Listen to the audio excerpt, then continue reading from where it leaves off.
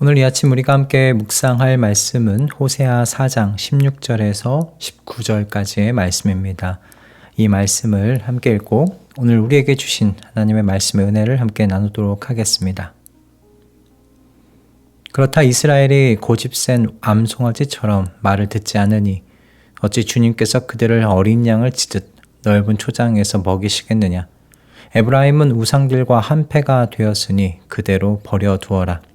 그들은 술잔치를 한바탕 벌인 다음에 언제나 음행을 한다. 대신들은 수치스러운 일하기를 즐긴다. 그러므로 거센 바람이 그 날개로 그들을 에워싸고 휩쓸어 갈 것이다. 그들이 바친 희생 제물이 그들을 수치스럽게 할 것이다. 아멘. 저의 청년 시절 한 가지 이야기로 오늘 새벽에 말씀을 시작해 보려고 합니다. 제가 청년 시절에 술자리를 참 좋아했었습니다. 술을 좋아했다기보다 술자리가 재밌어서 좋아했었는데요. 술자리를 좋아하다 보니까 술도 자연스럽게 마실 수밖에 없었죠. 그런데 제 어머니께서는 술 마시는 걸 매우 싫어하셨습니다. 그리스도인이 술을 마시고 취해서야 되겠느냐라는 것이 어머니의 그 신앙의 태도이셨고, 아들도 어머니의 그 신앙의 태도를 따라와 주었으면 하셨던 것이죠. 아무래도 또 술에 취하면 죄 짓기도 쉬워지니까요. 어머니께서 제가 술을 마시고 들어오는 날이면 현관문을 잠그실 때도 있었고요. 때론 대문을 안 열어주시기도 하셨습니다. 그래서 담을 넘어서 들어가기도 했었어요. 그런데 어느 날 제가 너무 많이 취해서 방에 들어와 자는 모습을 보았던 적이 있으셨어요. 그런데 그 다음날 제게 아무 말씀도 하지 않으시는 거예요. 혼내지도 잔소리를 하지도 않으셨어요. 마치 제가 없는 사람인 것 마냥 대하셨죠. 제가 말을 걸어도 보지도 않으시고, 그리고 말을 건네지도 않으셨어요. 대꾸도 하지 않으셨어요. 그렇게 일주일이 지나가는데 제가 너무 힘들더라고요. 그때 처음 알았습니다. 화를 내시는 것보다 더 무서운 것이 침묵하는 것이다 라는 거예요. 화내시는 어머니는 제가 견딜 수 있었습니다. 그런데 침묵하시는 어머니는 견딜 수가 없었어요. 그래서 결국 제가 먼저 용서를 빌었고요. 그 후로 조금씩 술자리를 줄여가기 시작을 했었습니다. 이 청년 때의 일이 갑자기 생각난 건 오늘 하나님께서 북이스라엘에게 하시는 일을 제가 보았기 때문입니다. 바로 하나님께서 같은 일을 하고 계시더라고요. 북이스라엘 향한 침묵하심입니다.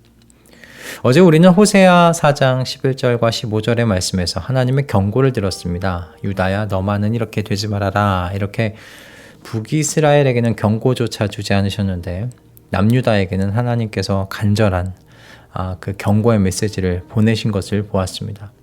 그래서 경고가 들리는 것이 은혜다라고 말씀을 나누었었는데 오늘 본문은 그 경고마저 멈추는 순간이 있다는 것을 생각하게 해주는 본문입니다. 16절 말씀을 보시면 이스라엘이 고집센 암송아지처럼 말을 듣지 않으니 어찌 주님께서 그들을 어린 양을 치듯 넓은 초장에서 먹이시겠느냐. 이렇게 말씀하시는 것을 보게 됩니다. 여기서 고집센 암송아지라는 표현은 멍에를 거부하고 뒷발질하며 제멋대로 가는 가축을 묘사하는 말이에요. 즉 이스라엘은 하나님의 양이어야 했다는 거죠. 목자의 인도를 따르는 그런 어린 양이어야 하는데, 그런데 이 양이 되기를 거부하고 멍에를 뒷발질하는 완고한 암소가 되어버린 겁니다. 그래서 이런 완고한 암소는 목자가 데리고 가려고 하는 푸른 초장으로 갈 수가 없다는 겁니다. 따라오기를 거부하고 멍에를 차버리고 제 갈 길로 가겠다고 그렇게 뒷발질하는데 목자가 어떻게 할 수 있겠습니까? 물론 하나님은 강제적으로 하실 수 있는 능력이 있으시죠. 그러나 여러분, 하나님은 강제로 끌고 가시는 분이 아니세요. 우리의 의지를 무시하고 억지로 축복하시는 분 아니시라는 겁니다. 이렇게 따라오기를 거부할 때 목자에게 남아있는 선택은 여러분 하나뿐이지 않습니까?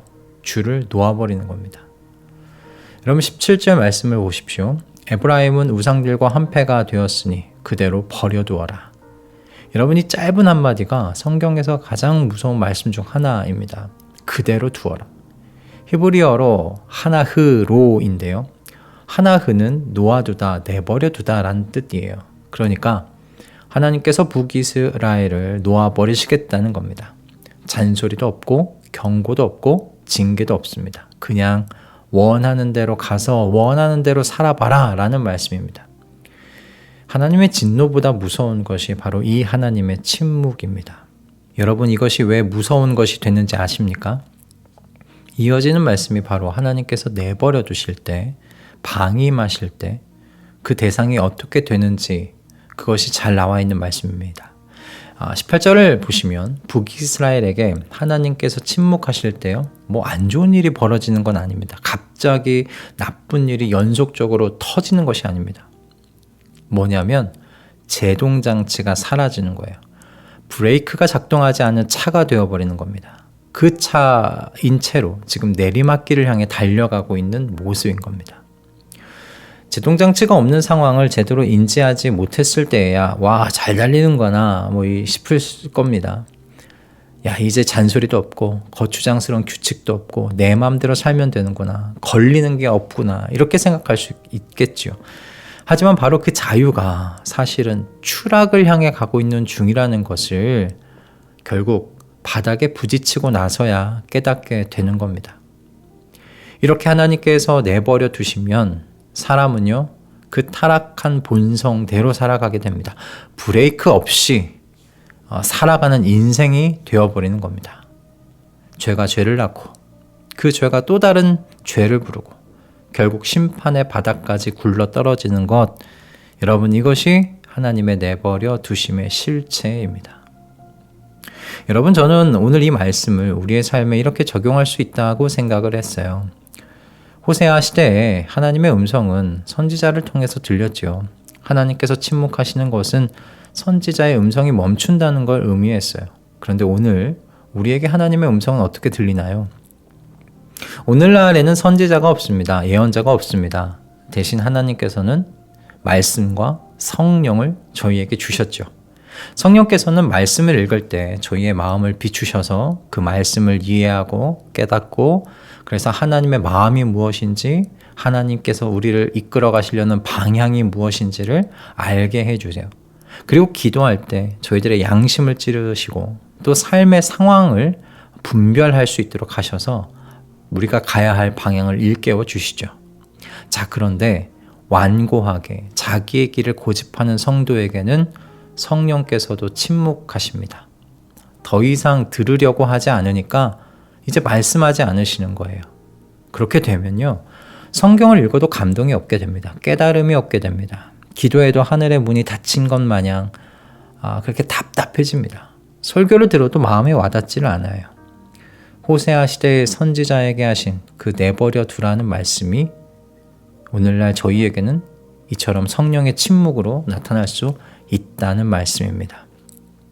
그러나 여러분, 이 성령의 침묵하심이 저와 여러분을 향한 하나님의 포기하심이 아니라는 걸 아셨으면 합니다.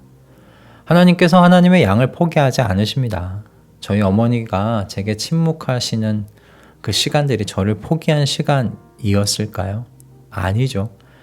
사실 그 시간이 어머니께도 힘든 시간이었습니다. 자녀를 바른 길로 인도하시기 위해서 정말 스스로 고통스러운 방법을 선택하셨던 거예요.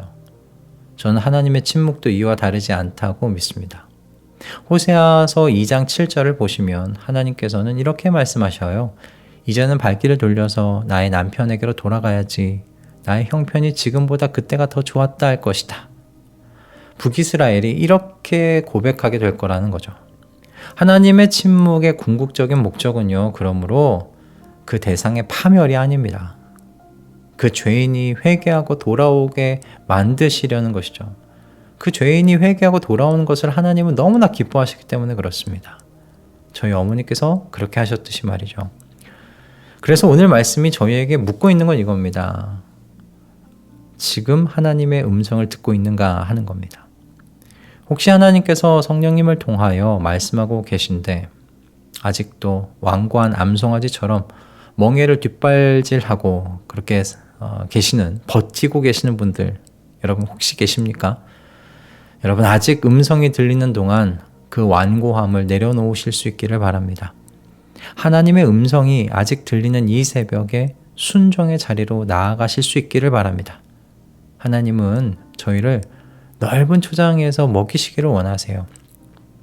푸른 초장, 쉴 만한 물가로 인도하시기를 바라고 계세요. 그러자면 저희가 완고한 암송아지가 되어서는 안 됩니다. 주인의 목소리를 듣고 그 뒤를 따라가는 양들이 되어야 하죠. 이 아침 주님의 목소리에 반응하고 주인이 인도하는 대로 따라가겠다고 그렇게 결단의 기도를 올려드리는 우리 모든 말씀동행 가족분들 다 되실 수 있기를 주님의 이름으로 축복드립니다. 할렐루야. 기도하겠습니다. 주님의 침묵하심이 얼마나 무거운 것인지를 다시금 생각해 보게 해주셔서 감사합니다. 주님의 말씀을 따르며 주님에게 순종함으로 반응하는 주님의 양이 되기를 소원합니다. 주님의 목소리가 들리는 지금이 얼마나 복된 순간인지를 알게 하셨사오니 주님의 목소리를 더욱 사랑하게 하여 주시옵소서.